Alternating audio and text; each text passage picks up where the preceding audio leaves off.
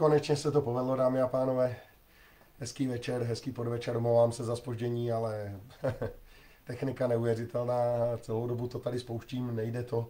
Pak najednou něco blikne na monitoru a už to zase jde, takže vypadá to, že by všechno snad mělo být v pořádku a doufám, že mě vidíte a slyšíte.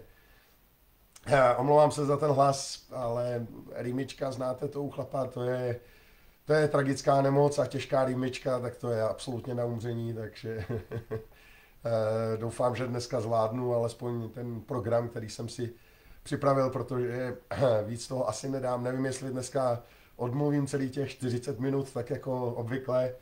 Budu se snažit, protože mě ta nedělní vysílání s vámi velmi baví, velmi mě to naplňuje a jsem strašně moc rád, když s vámi tady ten čas trávím.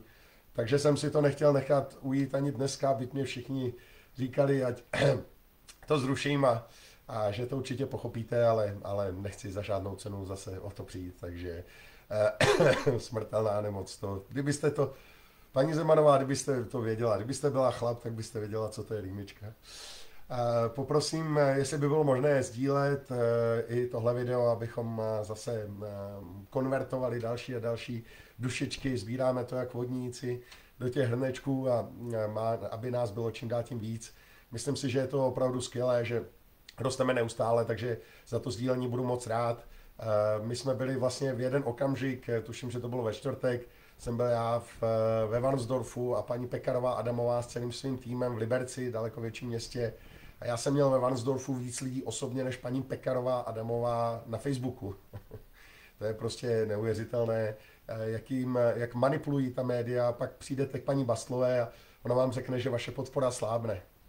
Jestli slábne moje podpora, tak to potom nevím, jak je to u paní Pekarové Adamové, protože tam tedy, když vidím, že má sdílení 8, počet 8 sdílení její video za celou dobu, z toho ještě 3 si tam z toho dělají legraci, tak to bych fakt asi ukončil kariéru. Takže pokud tady někdo slábne, tak je to KDU-ČSL, je to TOP 09, je to STAN, organizace, která podle mého názoru by měla být zrušena soudem.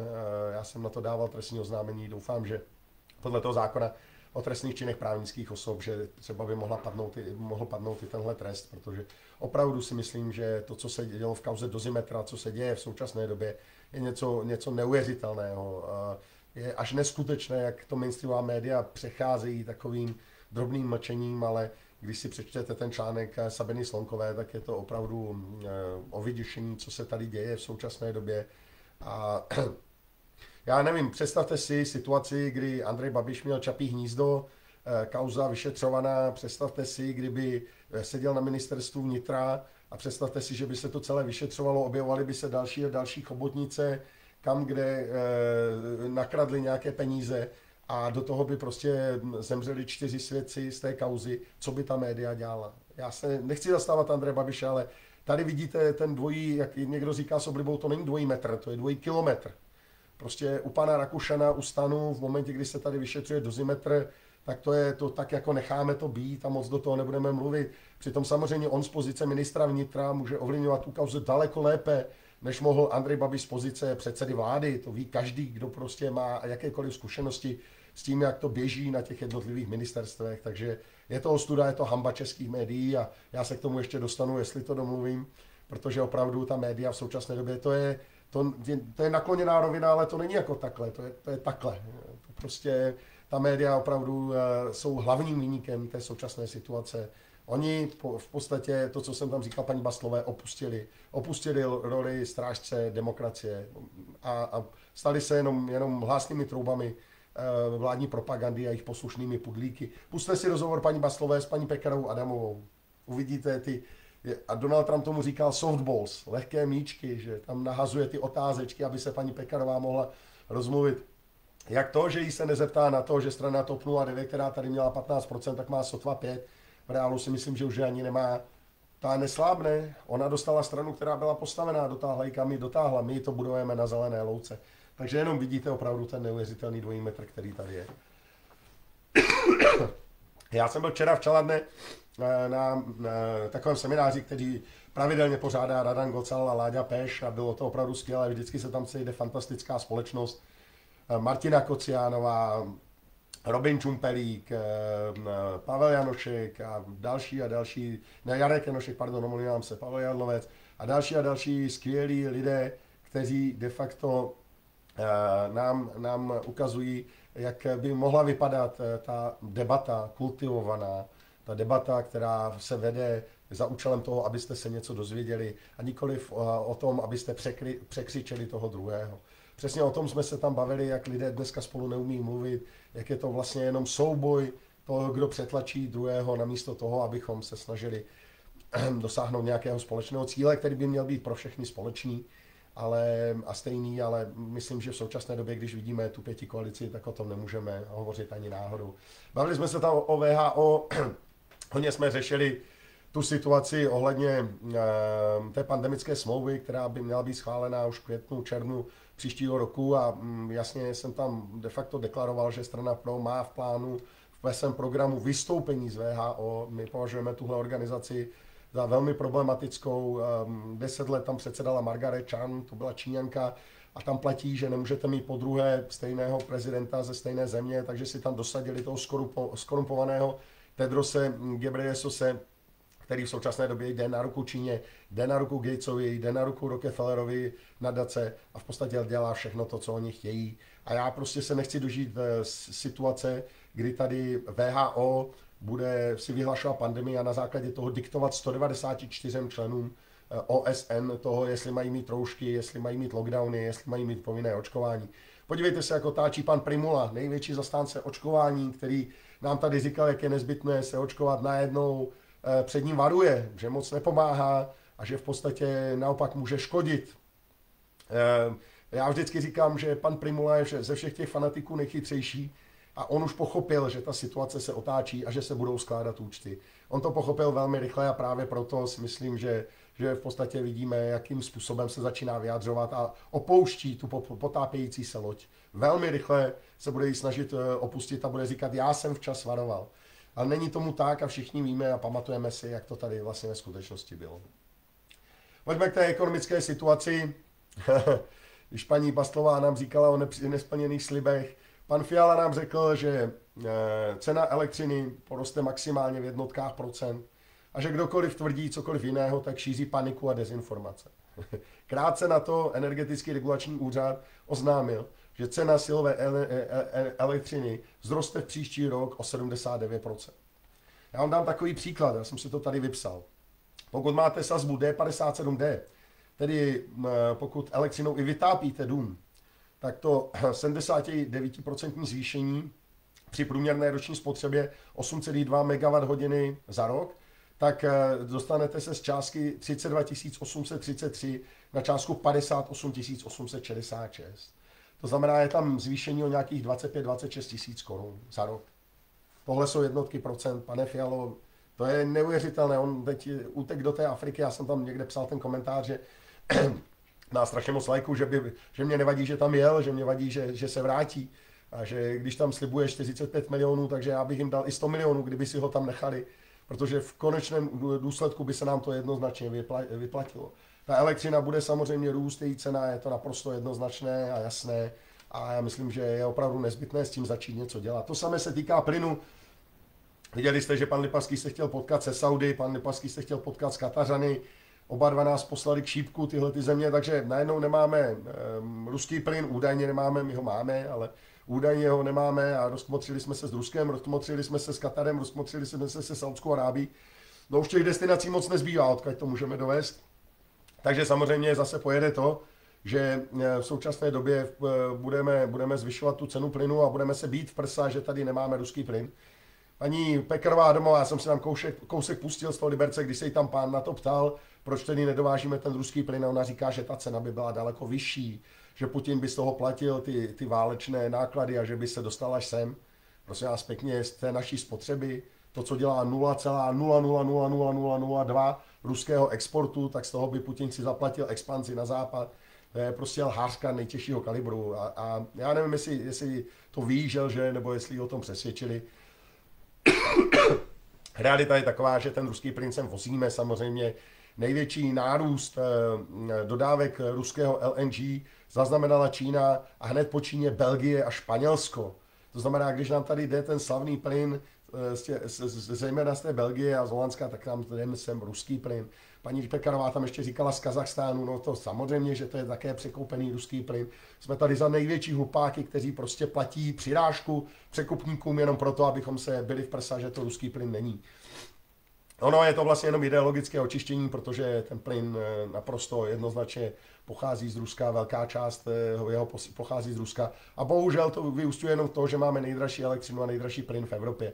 Nedává to absolutně žádný smysl, takže ještě jednou, dámy a pánové, stejně jako Francie vykoupila podíl v EDF minoritní, vykupme podíl v ČEZu, je to jednoduché, jasné, vysvětloval jsem to 100krát, odejdeme z lipské burzy, odejdeme ze systému emisních povolenek, což je naprosto perverzní systém, který nemá vůbec obdoby a nemá s ekologií absolutně nic společného a máme okamžitě elektřinu za 2,50 Kč za kWh.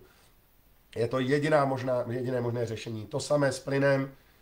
Maďarsko, v podstatě v současné době Rakousko má dlouhodobé kontrakty s Ruskem a také Maďarsko má jeden z nejlevnějších plynů v Evropě. Platí za to zhruba 3,5krát méně než občané České republiky v koncové ceně. 3,5krát méně. Já ty protiruské sankce nechci zrušit kvůli tomu, že bych zachránil ruské hospodářství. Já je chci zrušit proto, abyste za plyn platili 3,5krát méně.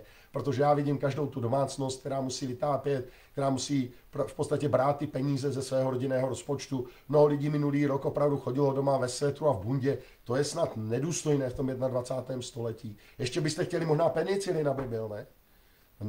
Bando neskromná. Vy jste chtěli, abyste měli levný plyn a penicilin v 21. století, no prosím vás pěkně, to snad nemyslíte vážně, že byste tohle po 5 koaliční vládě mohli chtít. Jak říkal Pavel Novotný, buďte rádi, že vám teče voda. Za to děkujeme Petrovi Fialovi, že nám tady teče teplá voda, to je úžasné.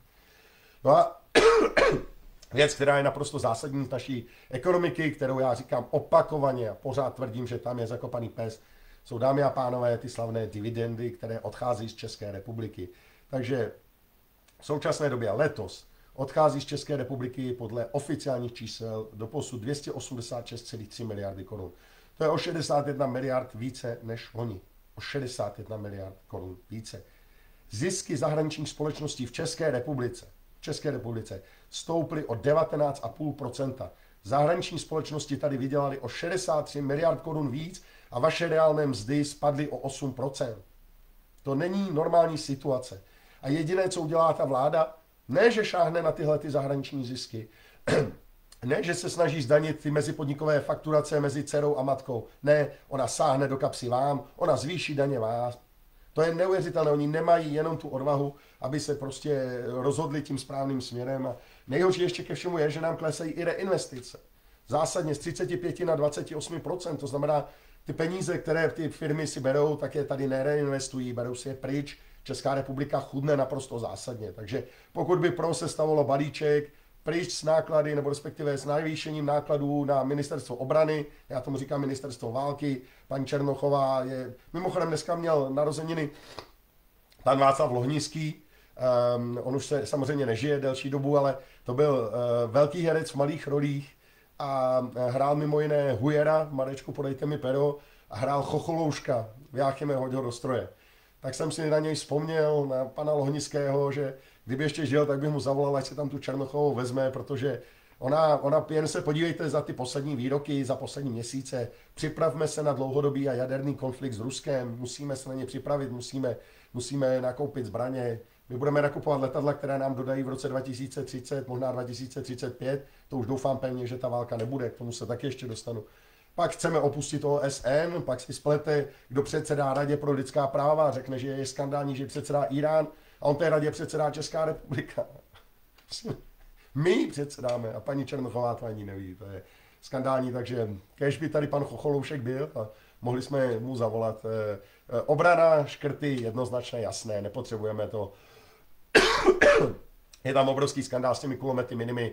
Ministerstvo obrany stále v podstatě se brání naplnit to rozhodnutí soudu a zveřejnit ty smlouvy, přestože to má uloženo soudem. Neuvěřitelné. Něco neuvěřitelné. Naprostý disrespekt vůči právu. Soud jim něco uloží a oni v podstatě pravomocně, a oni říkají, že nic nezveřejní, protože vědí, že by je všechny zavřeli. To je totální podvod, naprosto jednoznačný. Viděli jsme to konec konců na mnoha už webech a na mnoha serverech. Takže tam bychom samozřejmě škrtali a zejména nezvyšovali bychom daňovou zátěž pro české občany. Naopak bychom vrátili důchodcům jejich valorizaci. 19 miliard hned by důchodci dostali zpátky, protože je to nedůstojné, abychom jim snižovali důchod v současné době. Ani korunu na Ukrajinu, žádných 45 miliard, stejně se tam většina těch peněz akorát rozkradne. A hlavně právě, dámy a pánové, sektorové daně. Sektorové daně na velké společnosti, nadnárodní korporace, které vyvádějí ty peníze pryč. Těch 283 miliard, které oni odvedli, nebo 286, které odvedli letos, to jsou naše peníze. To jsou peníze, které my přineseme do bank, které zaplatíme za různé služby a oni je vezmou a z té České republiky je vytáhnou.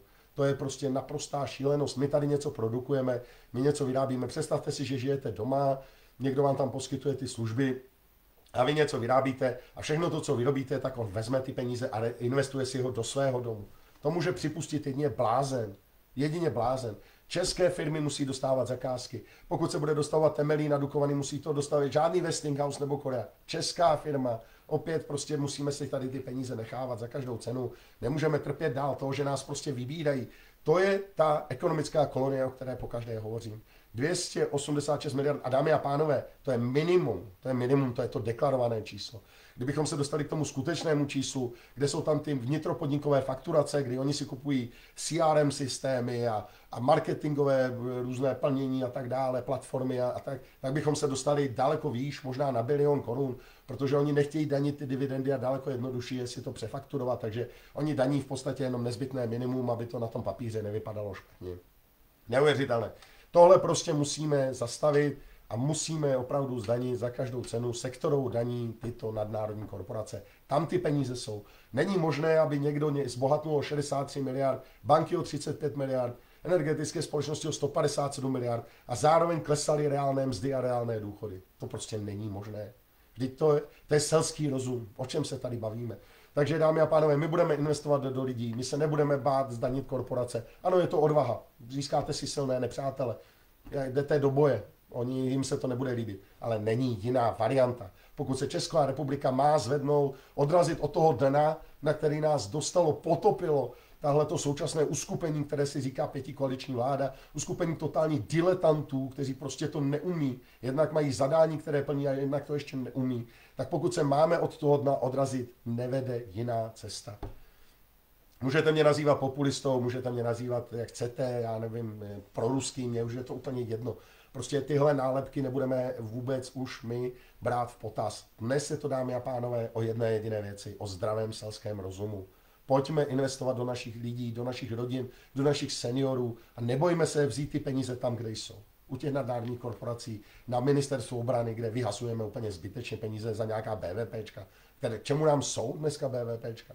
Které má životnost, Bůh ví kolik minut, nebo možná vteřin. No a když už jsme u toho, tak dnes, nebo včera, respektive jsem se dočetl článek na mnoha, já vám tady ještě dám nějaké odkazy. První je o tom odlivu dividend do zahraničí a druhý je, dámy a pánové, o té Ukrajině, o které budu hovořit teď. Už několik zahraničních webů, včetně CNBC, Reuters a tak dále, potvrdilo, že USA tlačí na Zelenského, aby se domluvil na míru a aby byl připraven obětovat část území. Co jsme říkali od začátku? Co jsme říkali my od začátku? Prostě tam v tom článku, když si ho přečtete, přesně čtete, že celá slavná ukrajinská ofenziva, půl roku tady posloucháme ukrajinská protiofenziva. Každý třetí den čteme, že Ukrajinci zaznamenali obrovský průlom, že teď už to je průlom tady téhle linie a udělali průlom a tak dále. Podívejte se na tu mapu, tam se to nehnulo ani o kilometr. Naopak Rusové získali v roce 2023 víc území než Ukrajinci. Takže, dámy a pánové, Spojené státy americké vidí, že za prvé je to stojí neskutečné množství peněz. Za druhé, že Ukrajincům docházejí vojáci. Tam je přímo napsáno, že are running out of troops, tedy že jim dochází vojáci. A za třetí, že se potřebují soustředit teď na Izrael, protože to je větší kamarád než je Ukrajina, samozřejmě pro Spojené státy americké. Takže teď už začíná tlak na pana Zelenského. Já pevně doufám, že k tomu mírovému jednání dojde, že ten mír co nejdřív nastane, aby už nám nemohli říkat, že tady demonstrujeme za Rusko, protože prostě, jak už jsem říkal několikrát, my bychom tam stáli na tom náměstí, i kdyby žádná válka nebyla. Mě ta válka totálním způsobem vadí, nejenom lidsky, ale i z hlediska naší politické snahy, protože kdyby tady nebyla, tak by tahle ta nálepka nějakých proruských švábů byla úplně lichá. Takže doufejme, že to skončí. Ale to, co je nejdůležitější, dámy a pánové, my jsme tohle říkali od počátku války. Pojďte vzít rozum do hrsti, stejně to území zpátky nedobijete. Pojďte se domluvit prostě na nějakém řešení, které ukončí to nesmyslné zabíjení. Kdy tam umřelo už desítky tisíc, možná 100 000 lidí, propálili se tam desítky, možná stovky miliard dolarů. A kde je výsledek? 6 měsíců čteme každý třetí den, že Ukrajina zaznamenala průlom. Nezaznamenala. Žádný. Nula. Je tam, kde byla. Má o 50 000 lidí míň. 50 000 rodin má zničený život, protože už se jim jejich synové a dcery nevrátí. 50 000 rodin. Jenom za tenhle nesmyslný experiment, který žene Ukrajince do války. Šílenost. Dámy a pánové, já jsem vám slíbil ještě paní Baslovou. Paní Baslová mě pozvala do toho studia, dala témata, která byla úplně odlišná od toho, o čem jsme se tam bavili. Jediné, co se jakž tak shodovalo, byly evropské volby, ale to se omezilo pouze na to, jestli budu kandidovat já nebo ne, což prostě není vůbec podstatné, protože já udělám to, co je nejdůležitější pro naši stranu a pro naši zem. Ale v podstatě všechna ta témata úplně vynechala, bylo tam napsáno pohledy strany pro a vize strany pro Českou republiku, vůbec jsme se o tom nebavili. Jenom nějaké dohady a debaty, kdy od prvního počátku tam začala lhát. První, že demonstrace byla pro Ruska, nebyla. Každý, kdo mě sleduje, ví, že prostě jsem varoval od ruských vlajek. Já jsem tam říkal i třeba o té jednovce Wagnerovců, když si pamatujete, jak mířili na Moskvu a pak zase uhnuli. Jak to bylo krásné, jak ta liberální scéna měla z největších zmetků, měla hrdiny, že jdou se sadit Putina, pak zahnuli a už to byli zase největší zmetci. Proruská scéna měla hrdiny, pak z nich měla zrádce, pak zahnuli a už to byli zase hrdinové. A my v pro říkáme pořád to stejné. Žoldácká armáda si nezasluhuje respekt. Nedovedu si představit, že bych podporoval kohokoliv, kdo zabíjí za peníze. Nedovedu si představit, kdyby mě někdo dal 1 miliardu korun a dal do ruky pušku, ať někoho zastřelím, neudělal bych. Neudělal bych prostě. Skutečně, takže tady vidíte, že my jsme konzistentní a že říkáme pořád to samé. Takže rozhodně nebyla ta demonstrace pro Ruska. A pak tam bylo napsáno, že byla protievropská. Nebyla protievropská, byla protiunijní. Protiunijní. Nám nevadí Evropa. Evropa je kontinent, kterému máme obrovskou úctu, veliké tradice. Evropa je to, kde žijeme. Vždycky říkáme, že jsme srdcem Evropy. Ale ta demonstrace nebyla protievropská, ta byla protiunijní. Tady se prostě rozmohl takový hezký nešvar, že se stotožňuje Evropa a Evropská unie. Není tomu tak, dámy a pánové. Evropa je kontinent, kde bychom mohli spolupracovat k tomu, aby všechny ty státy rostly, aby ekonomicky se v podstatě zlepšovaly své výsledky a tak dále a tak dále. Evropská unie jde přesně proti tomu. Evropská unie potlačuje práva jednotlivých občanů v těch zemích. Evropská unie chce nám diktovat úplně všechno a teď chce zrušit právo veta, aby mohli Němci a Francouzi rozhodovat absolutně o všem.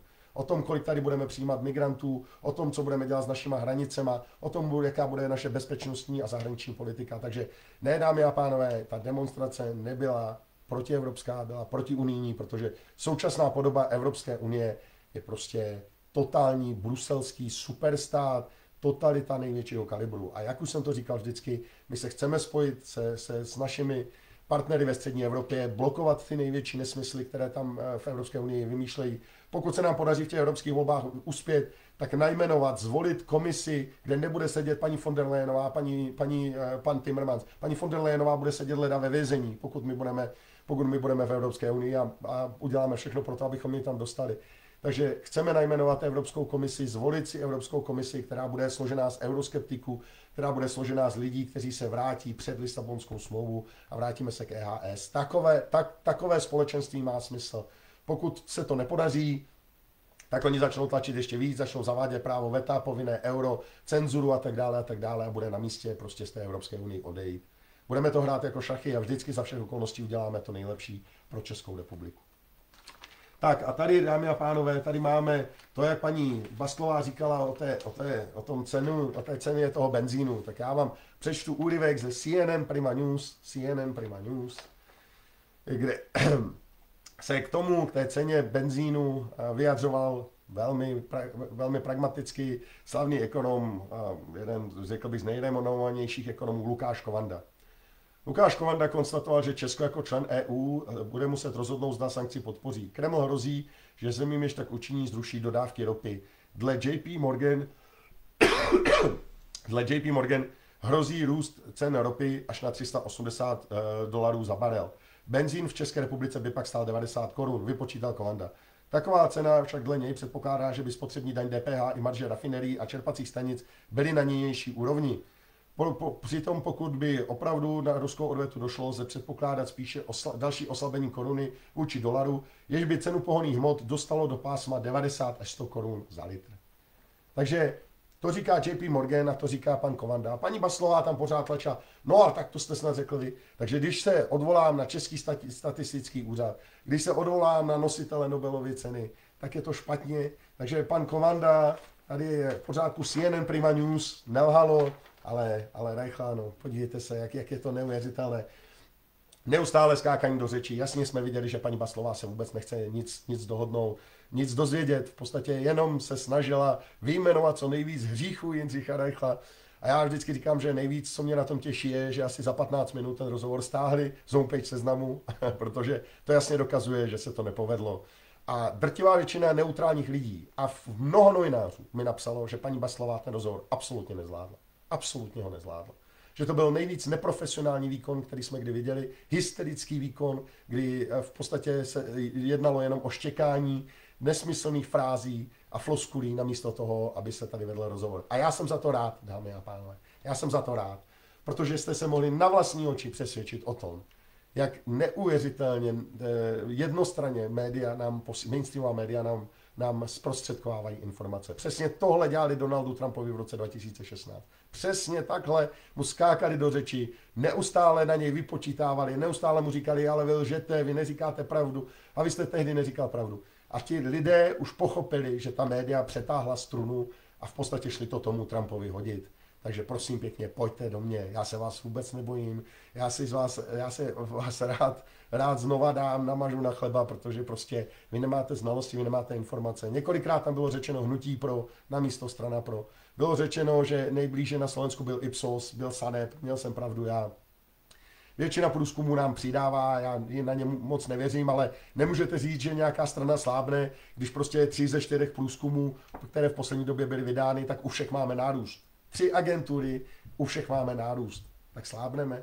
My jsme tady stavěli stranu úplně z nuly. A když už paní Baslová tam zmiňovala přísahu, tak v tom nejnovějším průzkumu Medianu přísaha není, my ano. Takže kdo je z těch nových stran nejúspěšnější? Paní Baslová.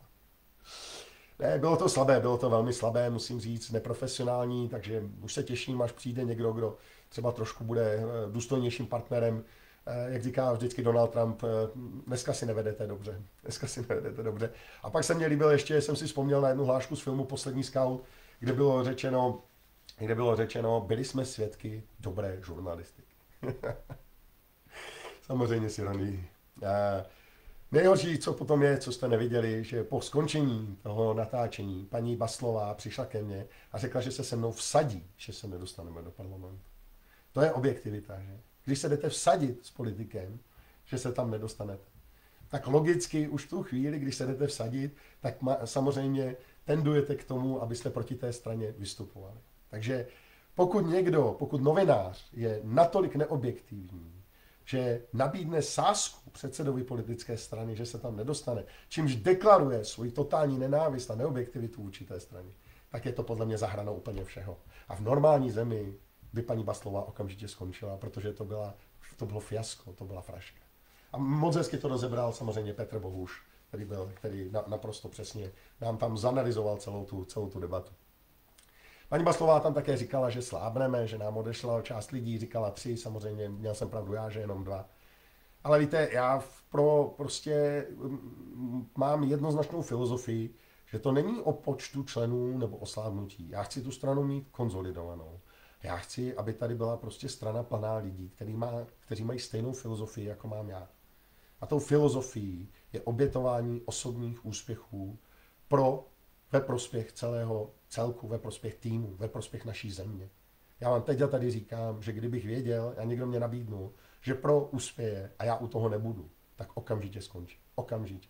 Protože vím, že tam mám dostatek kvalitních lidí, skvělých lidí, odborníků, kteří by tuhle zemi z toho průšvihu vytáhli. A já bych si tady seděl se svýma dětma a velmi bych jim fandil a kdyby chtěli, tak bych jim rád poradil. Ale věřte mi, že já u toho vůbec nemusím být a není to moje ambice. Já jenom chci, aby se tahle země někam dostala. A pokud prostě uvidím, že v té straně jsou lidé, kteří upřednostňují osobní ambice nad zájmem toho celku, že se snaží za každou cenu dostat k nějakému postu, tak to já nebudu tolerovat, opravdu. My jsme měli teď zasedání předsednictva a tam se mně obrovsky nelíbilo útok na našeho člena Matěje Drbohlava, předsedu Ústeckého kraje. Bylo tam o tom, že až se novináři dozvědí, že je nepravomocně odsouzen za trestný čin návodu ke způsobení škody na cizím předmětu, takže to z toho novináři rozmáznou a tak dále. Tak aby to novináři nemuseli vyhrabávat a rozmazávat, já vám to teď a tady říkám. 25 let dělám trestní právo. Je to nejzmršenější kauza, kterou jsem kdy v životě viděl. Není tam ani jeden jediný důkaz proti Matějovi Drbohlavovi. Člověk, který tam byl hlavní svědek, byl následně obviněn sám z velmi zásadní hospodářské trestné činnosti. A já jediné, co jste tím dokázali, že v té kauze pomůžu velmi zásadně a že tu kauzu vyhrajeme. A mohli by si všichni ti lidé uvědomit, že možná ten Matěj byl taky odsouzen, protože je členem strany PRO. Já jsem znám tím, že svoje lidi nepouštím. Nikdy je neopustím. Všichni to víte. Jana Zvěrtek-Hamplová, když byla pod obrovským tlakem kvůli svému nešťastnému výroku v Senátu, tak jsem tady jasně se za ní postavil, protože jich znám a vím, že v ní není rasismu ani co se zanehetli. A je mi úplně jedno, co si myslí ostatní. Když byl hon na Petra Vacka, tak jsem se jednoznačně postavil za něj, protože je to člověk, který má obrovský rozhled, je to nesmírně inteligentní muž, který notabene teď dělal rozhovory kolem toho VHO. Podívejte se na ně u Robina Čumpelíka, co tam říkal ohledně VHO, co všechno Petr Vacek dělá proti VHO. Ten člověk bude vždycky bojovat za Českou republiku. A já ho nepustím ani jednoho člověka, protože pro mě je loajalita vlastnost, které si obrovským způsobem vážím. A já prostě tady nebudu jakýmkoliv způsobem legitimizovat ten pokřivený justiční systém, který prostě odsuzuje lidi jenom proto, že jsou na špatné straně barikády. A řeknu vám to ještě úplně upřímně. Kdyby zítra František Mareš, kterého jsem obhajoval a který dostal tedy peněžitý trest, tam jsme ho z toho nevytáhli, za to, že Adamu Vojtěchovi napsal, že mu ruší trvalé bydliště v obci Včelná, tak kdyby za nás chtěl kandidovat, tak já ho zítra vezmu. A je mi úplně jedno, že byl pravomocně odsouzen. Je mi to úplně šumák. Pište si média, co chcete. Já ty lidi znám, já vím, že to jsou lidé, kteří jsou poctiví, kteří tady makají a kterým záleží na České republice. Kdyby Matějovi teď tady napsal SMS-ku, ať na místo předsedu nekandiduje, tak okamžitě skončí. Takové lidi já chci kolem sebe. Protože prostě jemu jde o úspěch té strany a on by to bez váhání udělal. Bez váhání. A proto bude mít vždycky moji lojalitu, moji podporu. A každý, kdo bude bojovat za náš zájem, kdo bude bojovat za Českou republiku, kdo bude bojovat za to, abychom se posunuli dál, tak bude mít moji velkou podporu. A odmítám tady, mnohokrát mě pořád někdo říká, někde nějaké spojování, slepování. Nebudu to dělat. Já prostě se nemůžu tady spojovat se stranami, které mají úplně jiný náhled na situaci v České republice. Co byste mě řekli, že si tam jdu zase jenom si to ulehčuju, abych si tam šel sednout? Ne, pokud to budou lidé, kteří mají stejný náhled na situaci a stav v České republice, rád ty síly propojím. Ale nebudu dělat za žádnou cenu účelové koalice jenom proto, abych si šel někam sednout. Jasně a jednoznačně to říkám. My jsme strana, která je národně konzervativní strana, občanská strana, strana zdravého rozumu. My navazujeme a otevřeně se k tomu hlásíme na batismus. My chceme budovat republiku tak, jako to bylo za první republiky, tak, jako ji budoval Baťa. Tohle je naše filozofie, ze které prostě neustoupíme. A pokud někdo preferuje svoje osobní zájmy a snaží se je jakýmkoliv způsobem upřednostňovat před zájmy celku, před zájmy České republiky, pokud si někdo neuvědomuje, co je tady v sázce, že jestliže tady necháme tady pana Rakušana a pana Fialu dál ničit Českou republiku, tak to odnesou naše děti a odnese to naše země, tak prostě má úplně jinou filozofii, než mám já. Já vám teď a tady znovu opakuju, pokud bych teď věděl, že PRO uspěje a dostanou se ti lidé, kteří tam se mnou jsou a kteří budou makat pro tu Českou republiku nezištně každý jeden den, tak a bylo by to podmíněno tím, že já u toho nebudu, okamžitě odstoupím. Okamžitě. Mně to nedělá nejmenší problém. Já nechci dělat politiku do smrti, věřte mi. Já budu dělat rád, když se to tady povede a pak to přenechám mladším a schopnějším, protože vím i z firmy, že vždycky po nějaké době potřebuje ten kolektiv nový impuls, potřebuje nového lídra, protože ten má zase do toho vnesenou energii a tak dále. Takže mě opravdu nejde sedět do konce života na nějaké židli, ani náhodou. A my prostě v rámci PRO půjdeme tímhle směrem jednoznačně. A pevně věřím, že je tady dostatek lidí, kteří si to uvědomují. Víte, já jsem byl v té Čeladné a tam na závěr byla debata, kterou úžasně moderovala Martina Kociánová. Nejlepší moderátorka. Opárník nejlepší moderátorka v České republice. To vzdělaná, úžasná, s nadhledem, fantastická. Klobouk dolů, to musel jsem smeknout, opravdu fantazii. Ta by měla jít do politiky, mimochodem, Martina. Kdyby jenom trochu chtěla, tak jí zítra nabídnu místo, protože to je tak vzdělaný člověk, jenže ona prostě tu politickou cestu nevidí a chce přispívat k tomu posunu v České republice jiným způsobem a já to respektuju. Ale věřte mi, že kdyby ona měla zájem, zítra má místo, zítra. Dám jí jakýkoliv post bych chtěla, protože té ženy si hluboce vážím. A na té debatě padla otázka, co nám v současné době nejvíc chybí. A když jsem se dostal k mikrofonu, tak jsem říkal, že to jsou dvě věci. Jednak je to odvaha. Odvaha dělat věci tak, jak jsou správné. A nedělat je tak, jak jsou jednoduché. A já takhle budu vždycky vystupovat a vždycky působit. Je mi jedno, kolik na mě dají žalob a kárných žalob na advokátní komoře a kolik na mě pošlou kde trestní oznámení, je mi to úplně jedno.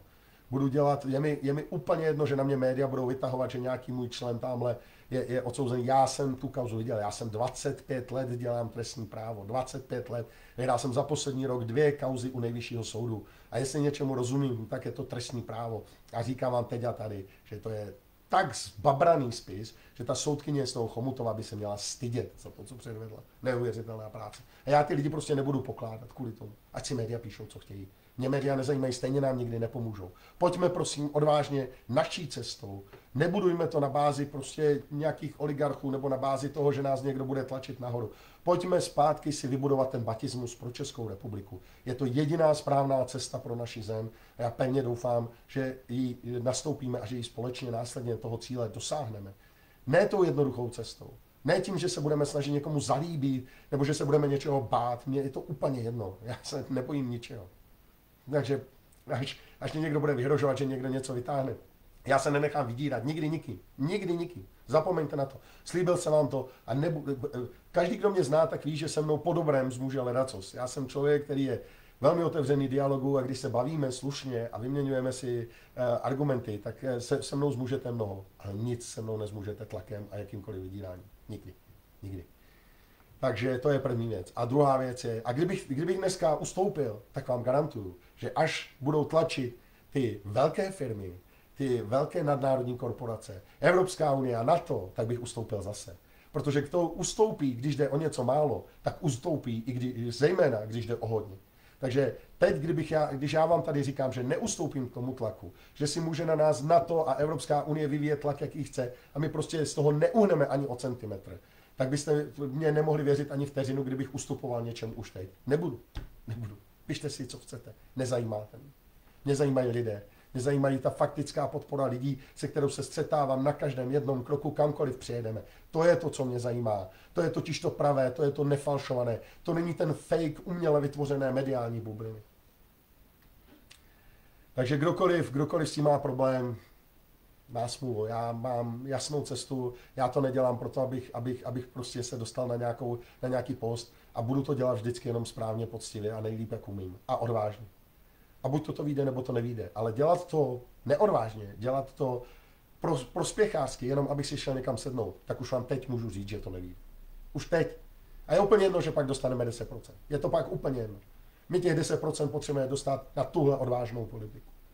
Na odvážná slova, na odvážné činy, na odvážný program. Na to potřebujeme dostat 10%. Ne na to, že se budeme někde prostě tady zalibovat a vkrádat se do pozornosti a do přízně nějakých médií. Buď to společně dokážeme, anebo to nedokážeme, ale máme úžasnou šanci to dokázat. Dlouho tady taková šance nebyla. A já pevně doufám, že to společně dáme, dámy a pánové. Že to prostě tentokrát tu odvahu zvolit správnou cestu bez kompromisů, bez toho, aniž by nám tady to diktovali média nebo nějaké agentury průzkumu veřejného mínění, že ji společně zvládneme a že ji společně urazíme až k tomu našemu cíli.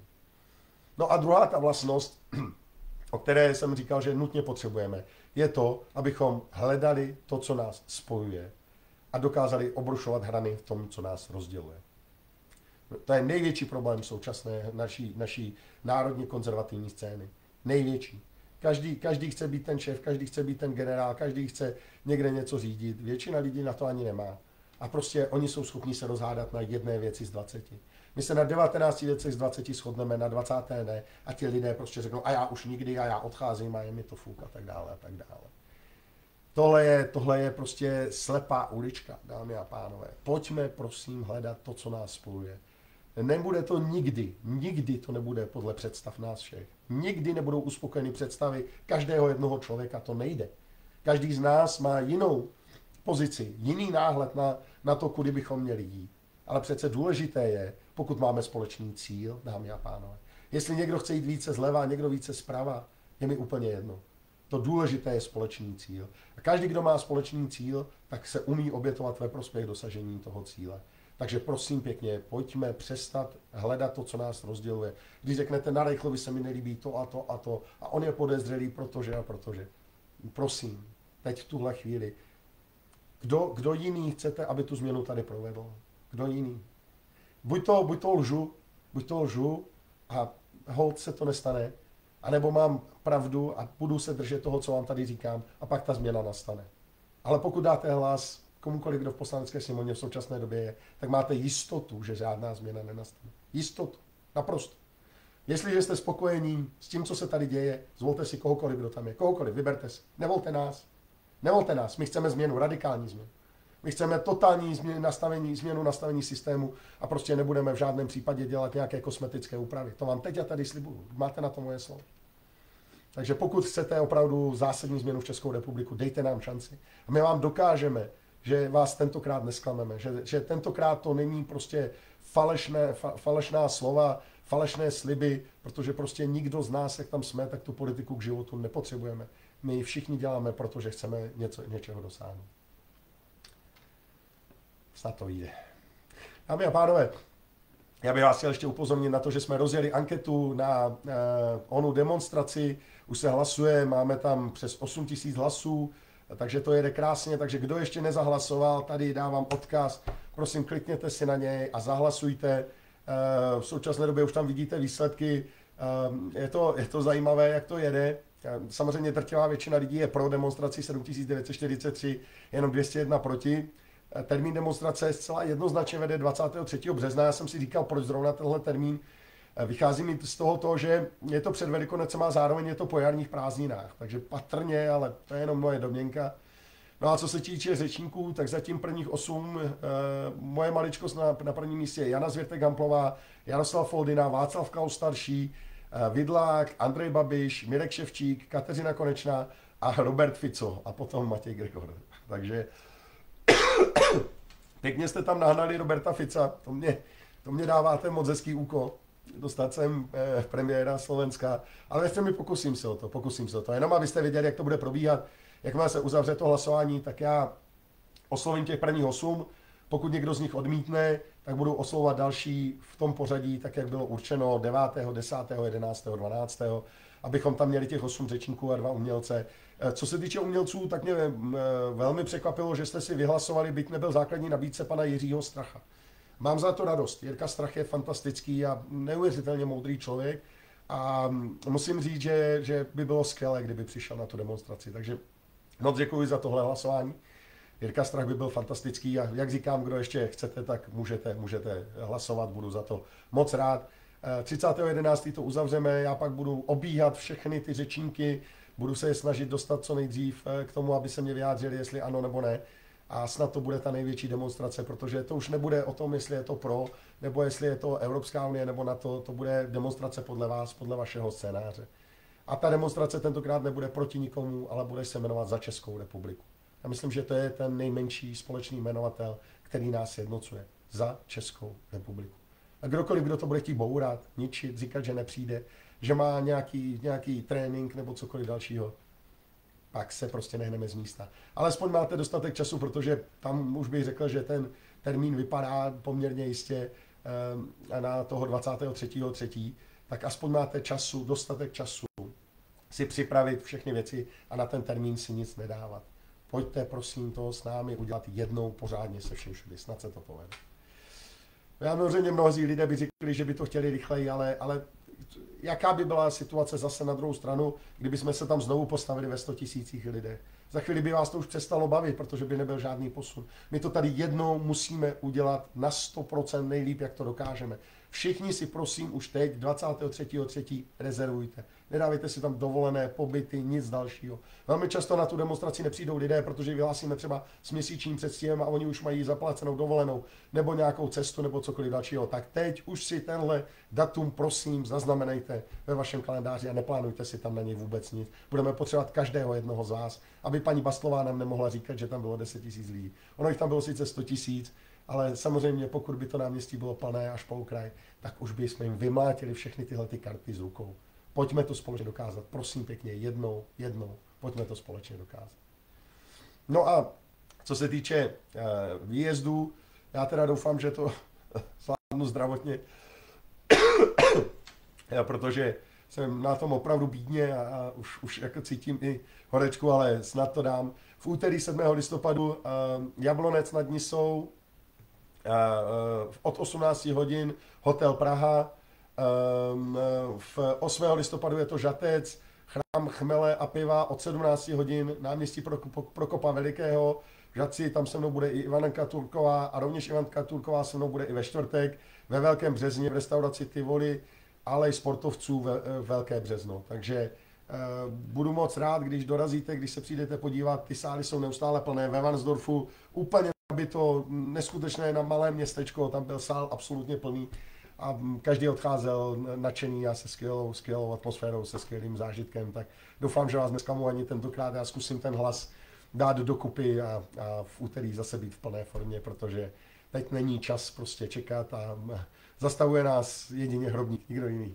Musíme prostě makat, musíme pracovat, musíme se bít za tuhle zem, protože jinak nás oni dovedou do totální propasti. My už tam takhle koukáme do té propasti ze zhora. A jsme takhle nahnutí, stačí jenom trošku strčit a už se s ní nedostaneme. Pojďte prosím do toho s námi. Moc si toho vážím. Měli jsme před týdnem svátek 28. října 105 let naší republiky. Pojďme ji vrátit tam, kam patří. Na pozici sebevědomé středoevropské země, která nepotřebuje žádný západ a žádný východ k tomu, aby se rozvíjela, aby byla zemí prosperující, bezpečnou, svobodnou a suverénní. Já nechci, aby mě tady někdo diktoval z Německa, z Berlína nebo z Paříže, co máme dělat a jak máme v naší zemi nakládat s naším bohatstvím a s našimi komoditami. Já už vůbec nechci, aby mě někdo z Ženevy, z WHO, skorumpovaný pan Tedros diktoval, že tady máme nosit roušky, že tady máme mít nějaké povinné očkování a mít lockdowny. To prostě udělám všechno, co je v mých silách, abychom to nepřipustili. Moc vám děkuji za pozornost, nakonec jsem to nějak dal, omlouvám se ještě jednou za to, všechno jsou drahé mobily, ne všechno jsou drahá auta, ale že prostě je tady nad námi něco většího, co nás přesahuje. A pokud to dokážeme, pokud znovu v těch dětech vzbudíme lásku, úctu k rodině, k tomu, že tradiční rodina je opravdu to nejdůležitější a nejdražší, co každý člověk v životě má, že vlast je něco, co nás všechny spojuje a že máme být právem na co hrdí, tak pak si myslím, že se to skutečně zlomí a konečně se to povede. Ještě jednou velké díky, přeji hezký večer a budu se těšit zase brzy na viděnou. Ať je naše vlast, ať je naše Česká republika. Hezký večer.